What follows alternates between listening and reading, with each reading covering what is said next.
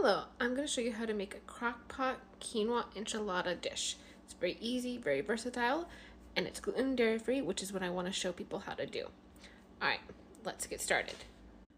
Alright, into my crockpot, I'm adding a cup of quinoa that is rinsed and drained.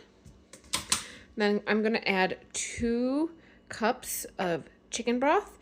This is chicken broth I have made, so I'm just going to pop that in there real quick.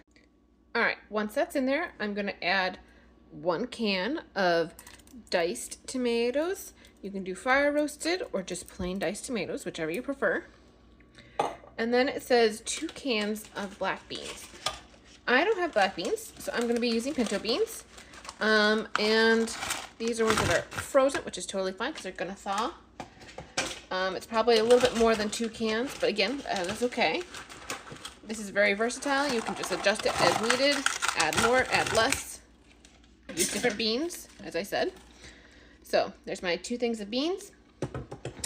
Then you're supposed to add 1 can of tomato sauce, 15 ounces. This is roughly a can of tomato sauce.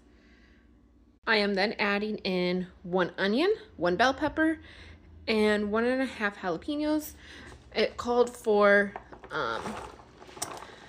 green chilies. I didn't have that, so this is what I'm using instead. Totally works. You can also leave it out. Then I'll add a package of ground beef. This is a little over a pound because it's the one from Costco and they don't sell them in pound packages. They sell them in like a pound and a third or something like that. So I'll add that. At 1 pound is perfectly fine.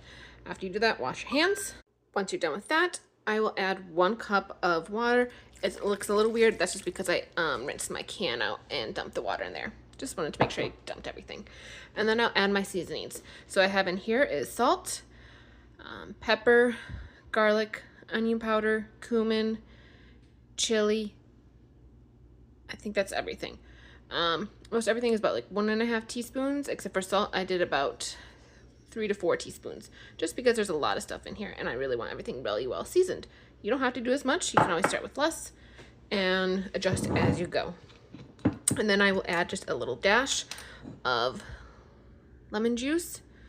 You could do lime juice if you want. Just do about that much, tablespoonish. Once that's done, I'm gonna pop it and stir it. Then you pop it on, turn it on, do it on low for about 8 hours or high for like 6 hours. I would stir it more, but my meat is still a little frozen. Stay tuned and I'll show you part 2 of what it looks like when it's finished.